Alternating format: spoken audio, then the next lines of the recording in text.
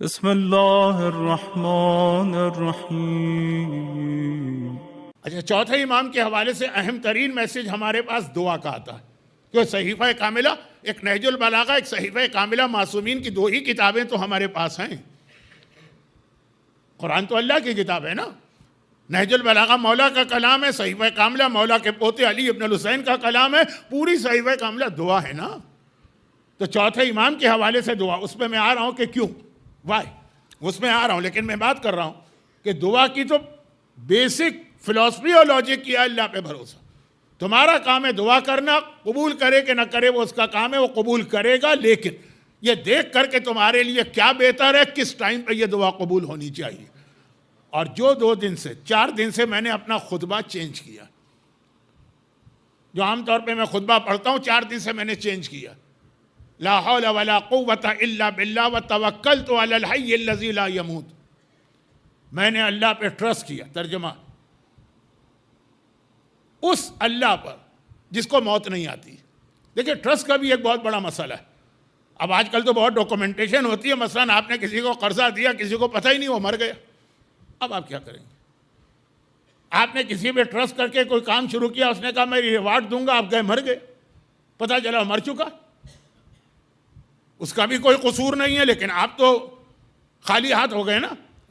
वाकया याद है ना, वो जो मैं मदीने के अंदर जो मेरे साथ उम्र पे गए हैं, उनको एक ज़ियारत नहीं कराता मकाम बदा की, जहाँ अब तो सऊदी हुकूमत ने बोर्ड भी लगा दिया।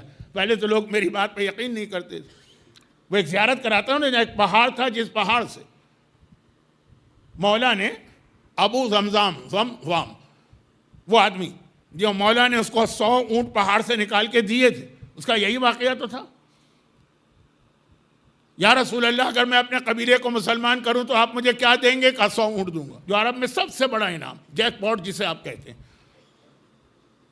बड़ी मेहनत की उसने। किसी आदमी को अकीदा बदलना आसान नहीं होता, इतना कन्विंस करना, पूरी कौम खास तौर पर। जब मदीने आया, पता चला रसूल खुदा की तो डेथ हो गई। अब मैं क्या करूं? मैंने इतनी मेहनत की है, रसूल ने वादा किया था मुझसे, वादा कर। पूरा वाकया मैं नहीं पढ़ रहा हूं क्योंकि टाइम भी नहीं है, आज का मौजू बदल जाएगा। लेकिन आखिर में यही जुमला है ना कि उसने कहा अच्छा रसूल तो चले गए, तो कोई तो होगा ना रसूल का सक्सेसर, जो उनके वादे पूरा करेगा। यही काम होता है सक्सेसर का। एक हुकूमत अगर कोई कमिटमेंट करती है, चेंज हो जाए, नई हुकूमत उसको ऑनर करती है। सेंटर्स में यही होता है। भाई हमसे किसी ने वादा लिया कि आपको मजलिस पढ़ना है, जैसे मैं नेक्स्ट ईयर जा रहा हूँ टोरंटो में पहला अशरा पढ़ने के लिए, कितना 5 साल पुराना, 10 साल पुराना वादा है। कमेटियाँ चेंज हो गई, मगर नई कमेटी आएगी, पुरानी की जगह तो वो सारे जितने पुरानी कमेटी ने वादे किए वो उसको ऑनर करेगी ना।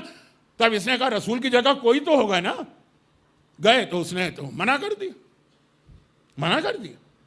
कहा कोई प्रूफ, कोई डॉक्यूमेंट, कोई गवाह, कोई विटनेस का कुछ नहीं है। मैं तो रसूल को सादिक समझ के उनकी बात मान ली थी। तो कहा निकलो यहाँ से। ऐसा हमारे की बात पे यकीन करने लगे तो हम हुकूमत कर चुके। एक तरह जूते मार के निकाल दिए। वो रोता हुआ निकला और एक ही जुमला कह रहा था, बिल्कुल सही जुमला था। या वो रसूल गलत है, खोटा है, या ये आदमी खोटा है जो कह रहा है कि मैं रसूल का जानशीन हूं। या वो रसूल सच्चा नहीं है, या ये सच्चा नहीं। फिर वो सलमान मिल गए, कहा कि कोई बात नहीं, रोते हुए आए हो ना, कोई बात नहीं, क्योंकि ये वो दरबार है जहां रसूल की अपनी बेटी को रुला के बाहर भेजा गया। और फिर सलमान लेके मौला के पास गया और मौला ने कहा कि हाँ मुझे मालूम है क्या वादा था।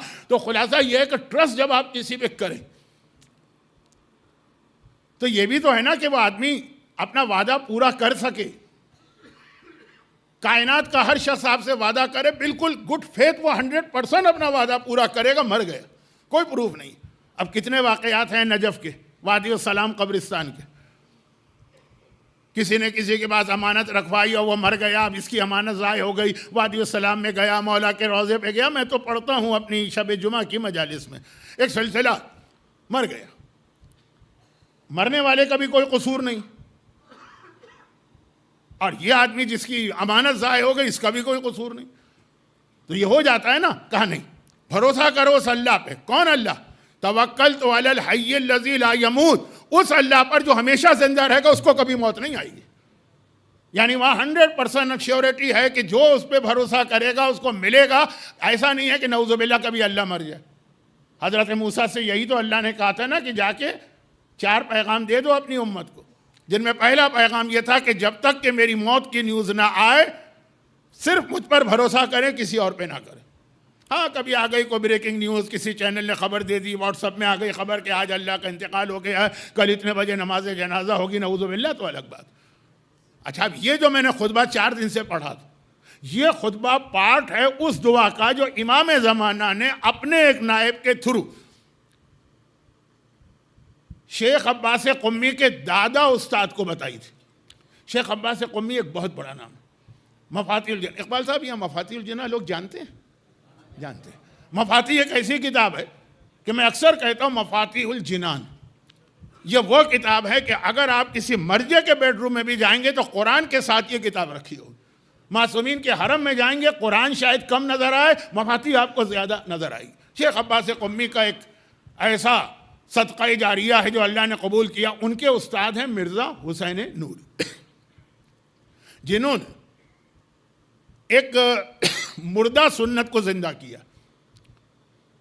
और आप उस पर अमल कर रहे हैं। अमल क्या करें, तैयार बैठे। ये नजफ से करबला जो मशी होती है, लोग वॉक करते हैं, ये बहुत पहले मासूमीन के ज़माने में था रवाज, फिर बंद हो गया सिलसिला।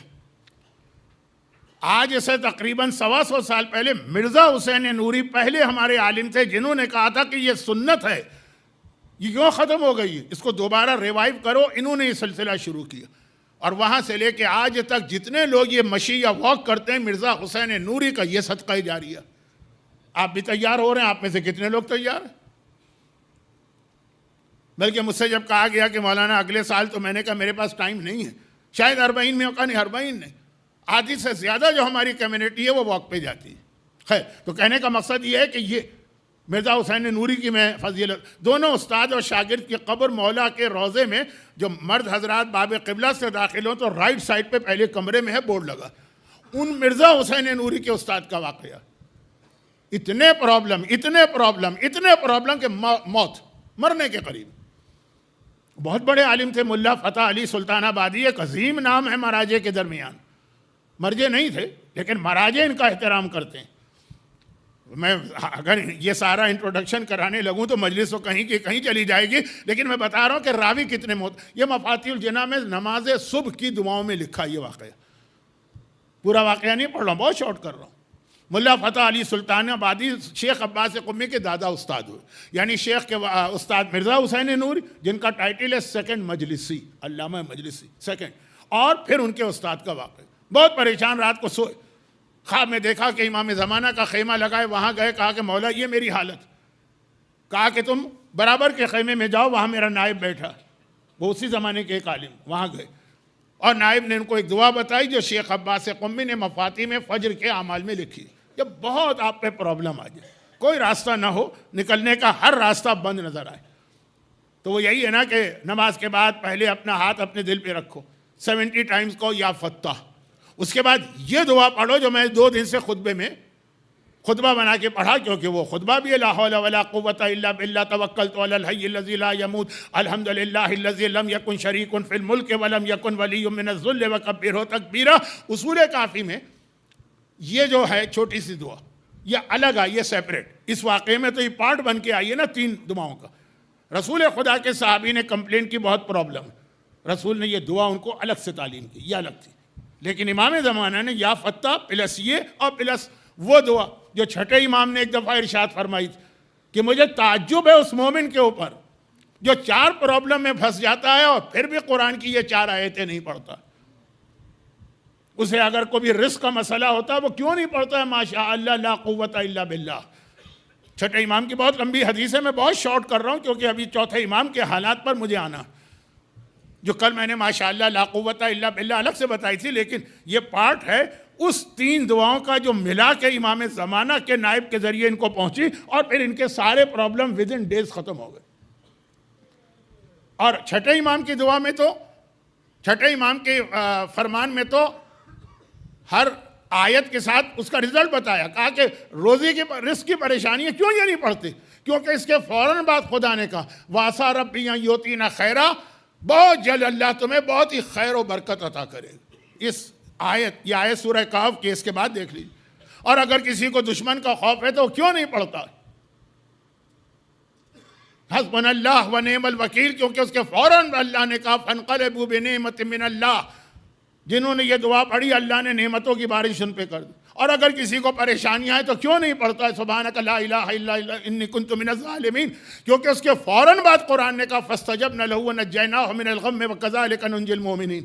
इमाम हर दुआ, हर आयत के साथ बता रहे हैं उसके साथ कौन सी आयत। और अगर कभी जालिम हुक्मरान तलवार लेके खड़ा है क्यों नहीं पढ़ते हो फव्विज़ अमरी इलल्लाह इन्नल्लाह बसीरुम बिल इबाद, क्योंकि फौरन कुरान ने कहा फवक़ा अल्लाहु सय्याति मा मकरू, अल्लाह ने इस आदमी को जालिमों से बचा लिया। तो अब ये जो एक अलग हदीस, ये एक अलग हदीस, वो तवक्कल तो अलल हय्यिल लज़ी अलग हदीस, वो रसूल की है, ये इमाम की है। रसूल का लक़ब भी सादिक़ है, इस इमाम का लक़ब भी सादिक़ है जिनकी हदीस। दोनों सादिक़ैन को मिलाकर इमाम ज़माना ने या फत्ताह, फत्ताह के माने रास्ता खोलने वाला। आप अरब दुनिया में जाते हैं, उम्रे पे जाते हैं, ज़ियारत पे जाते हैं, जहाँ आपके यहाँ इंग्लिश में बोर्ड पे लिखा होता है मसलन पुश, वहाँ लिखा होता है अफ्ते, खुल जाएगा दरवाज़ा। तो अब ये तीन चीज़ें, ये हमें ये दुआएं बताई जा रही हैं कि जो तुम्हारे प्रॉब्लम होंगे, लेकिन बात ये थी कि जो बीच वाली दुआ है इसमें मैसेज है तवक्कल तो अलल हय्यिल लज़ी, भरोसा करके देखो उस अल्लाह पर जिसे मौत नहीं आएगी, जो वो तुम्हें देना चाहेगा। कभी ऐसा नहीं है कि तुम कहो कि भाई अगर मैं अल्लाह पे भरोसा भी करूँ वो कल मर गया तो मैं कहाँ जाऊँगा, दुनियावी मामलात में होता है ना।